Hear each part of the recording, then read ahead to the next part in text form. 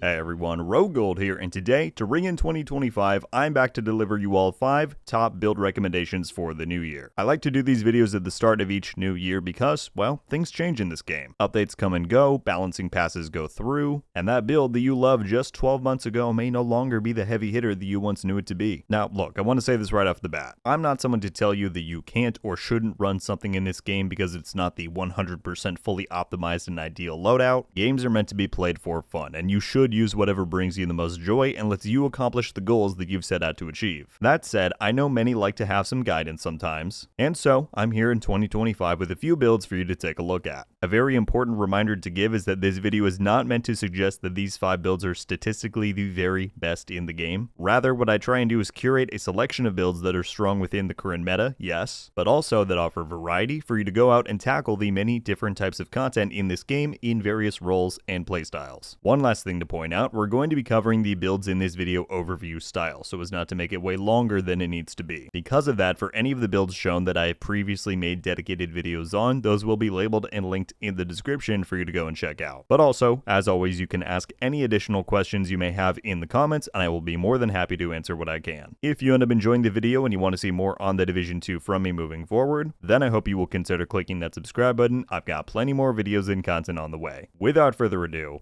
let's jump on into these builds. We begin with Striker, which I think has made the cut for this video every year that I've done it so far. Simply put, this is the strongest damage set in the Division 2. Even though I said that is not the focus of this video, which it is not, it's hard not to recommend that somebody have a Striker build in their loadouts. Now, there's many different ways that you can set one of these up. For this one I'm showing in particular, I've added in both some new items that we received in 2024 to make this even more potent, remixed some of the talents and selections in accordance with the balancing changes made, and set this up for what should be just about the strongest possible way that you can currently run this in the game. So let's take a look at the breakdown. We of course have 4 pieces of Striker. This includes using both the chest piece and backpack for maximum effectiveness out of Striker's stacks. I then have the Coyote's Mask Exotic, which grants fantastic solo and group crit bonuses, boosting out DPS by a good bit. And then lastly, I have 1 piece of Seska. This can go in any of the remaining slots, meaning gloves, knee pads, or holster, doesn't matter, the effect will be the same. As for why choosing Seska over something like Fox's Prayer, Contractors, or Picaros, I'm afraid I don't have a good answer for you. I kind of like to take a back seat when it's not my area of expertise, and all of the experts and spreadsheet masters here say that Seska is the best, so that's what I have slotted in. For our attributes and stats, we're looking at 6 weapon damage cores, full damage all the way. You want your crit chance to stay as close to 50% as possible so that Coyote's buff isn't wasted. That comes out to 52% crit chance on this setup, so get that in whatever combination of rolls, mods, etc. that you can, and pour everything else into crit damage. I'm hitting 139% on mine. For your primary weapon, the newly released Lexington AR has become a fast favorite. Its stats are nigh impossible to beat. I've rolled the Killer talent onto here, which works amazingly. Everybody should have received a Lexington thanks to the Veterans Reward program, but in case you don't have one or it's the wrong level, a St. Elmo's Engine exotic AR is a great substitute. Lastly, Gunner is my recommended specialization, and for your secondary, sidearm, and skills, that is all up to you and dependent on what content you're playing. Next up, I've got Ongoing Directive. Now, this set works wonderfully in 2 functions. It offers fantastic solo damage, but the set also provides your team, should you be playing in one, with an amazing damage boost. So it is a support set at heart, but one that can more than easily stand on its own. And with some of the buffs that the items in this setup particularly got recently, this thing is a monster. So this is the breakdown. I've got 4 pieces of the Ongoing Directive gear set. This includes the chest piece. And while not mandatory for an ongoing build, if you want to hit that solo damage potential, you're going to want this, as it gives you a huge damage boost from its amplification talent. Beyond that, Coyote's Mask Exotic, as we're building for crit damage on here. A Seska backpack. Using Seska here is great to ensure that you have enough crit chance on the LMG primary that we've got. And on that backpack, I have the Wicked talent. This grants you even more weapon damage when you apply status effects, which works perfectly given this set is all about bleeding targets. 6 weapon damage cores on here. Again, you want to account for Coyote's buff when setting up your crit chance, so I'm actually at 46% on my primary. Then pour the rest into crit damage. I've got 151% on here. As for my primary, I have the Carnage, which is a named variant of the Negev LMG. Reason being, it comes with the perfect Sadist talent, which gives us, you guessed it, even more damage to bleeding targets. I do highly recommend the Gunner specialization because this allows you to slap a 50 mag extender onto the Carnage. Aside from that, it is generally good to run a secondary with Sadist as well. I went for an SMG for close quarter engagements. And while the skills are up to you, I chose to go for 2 that apply more statuses, as that is what you need to get the talent from ongoing rolling. So I went for a Stinger Hive and a Banshee Pulse from Gunner.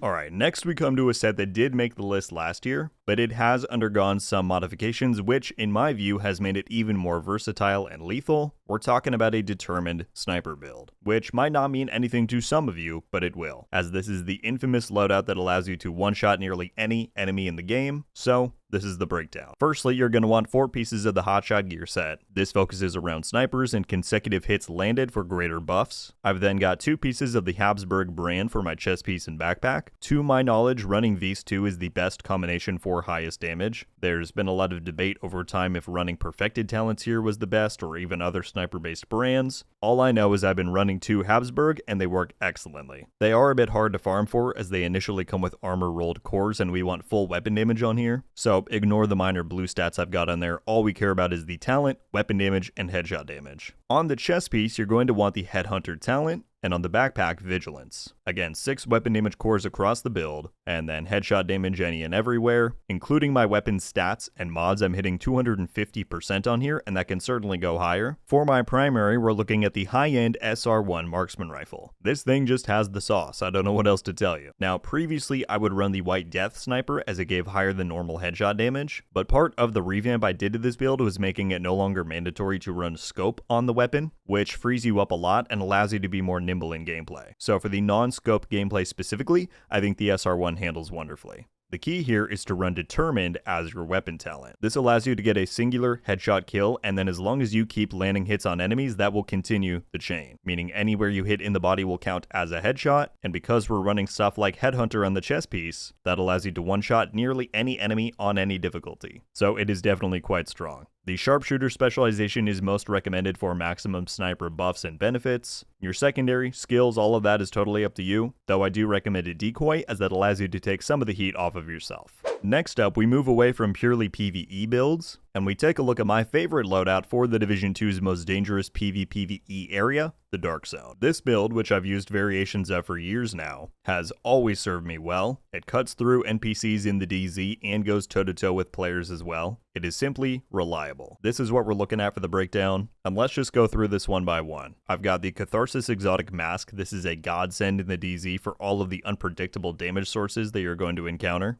I've got 1 piece of the Fenris brand. I've got it on this as my chest piece, but it can go in any of the non-restricted slots, so the holster, chest piece, or backpack, those are all interchangeable for location. Then in those other 2 available slots, however you've got it set up, I have 2 pieces of Walker and Harris. Again, wherever your pieces are, on my chest piece I have Unbreakable for the talent, and on the backpack Companion, which in many ways is kind of the cornerstone of this build. For the gloves, we then move on to the restricted slots because you can't get this one anywhere else, right? And those are the Contractor's Gloves. These come with damage to armor, which are simply too good of a multiplicative damage bonus. Much the same for the knee pads, where I've got the Fox's Prayer. Across the build, I'm using a 4 armor core, 2 weapon damage core distribution. Some may prefer 5 and 1 or 3 and 3. Experiment with whatever you like. We are building, surprise surprise, crit chance and damage across this. So I've got 55% crit chance and 137% crit damage on my setup currently. As my primary, I have the Eaglebearer Exotic AR, which is fully personal preference. You do not have to use this. If you don't have one or you just don't want to run it, to substitute, I highly recommend either the Lexington or a Carbine 7. Run something like Optimist, Strained, or Ranger on those and you'll be set. Firewall as your specialization is recommended purely because the armor kit is so valuable in PvP, but it isn't required, so feel free to experiment.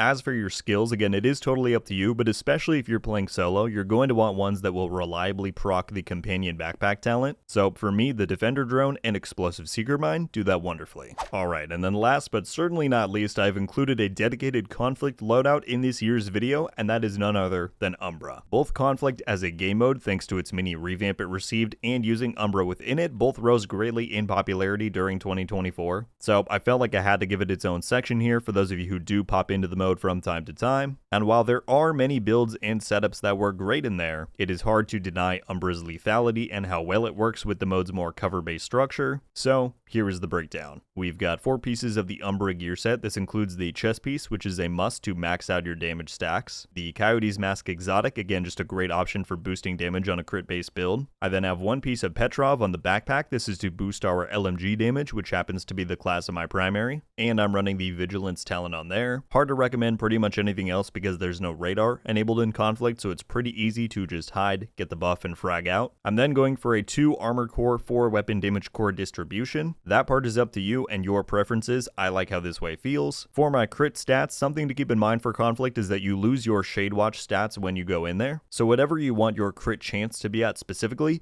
you need to give it a +10, as that is what you're losing once the watch is disabled. Because of that, I'm at 59% crit chance, so that when the stat loss occurs, I'm at 49%, which is perfect for Coyotes. I'm hitting 101% crit damage in the normal game, so that is 81 in Conflict, but this will get boosted up greatly by Umbra's talent, so no big worries there. For my primary, I then have the Pestilence Exotic LMG. This thing has been the bane of many PvP players' existences for years, and it certainly can be quite annoying, but it is also hard to not use these days, given in the latest season they gave it some insane boost to its base stats, so that is what I've been rocking. Specialization is up to you. Again, I run Firewall for the medkit. Everything else, secondary, skills, your pick. And there you have it, my friends. Those are my 5 top recommended loadouts for the Division 2 in 2025. I hope you all enjoyed the video, as well as the general purpose behind it. Again, I'm not trying to claim that I've got the secret formula here and that the 5 very best builds in the game are the ones shown in this video, because again, I don't know what you're trying to accomplish or play. What I do know is that between these 5 builds, you are going to be able to tackle the vast amount of situations and content that you could possibly run into in this game. So whether you use these specific loadouts or they help inspire you to create your own, I hope it helped. Once again, feel free to check out the links in the description for the full breakdowns on the builds which I have them for. Additionally, any outstanding questions you've got, fire them off in the comments below. And if you have any thoughts or contributions you want to make to the discussion, as always, I highly recommend you leave your own ideas or suggestions. But that is going to do it for me today, everybody. Thank you all so much for watching.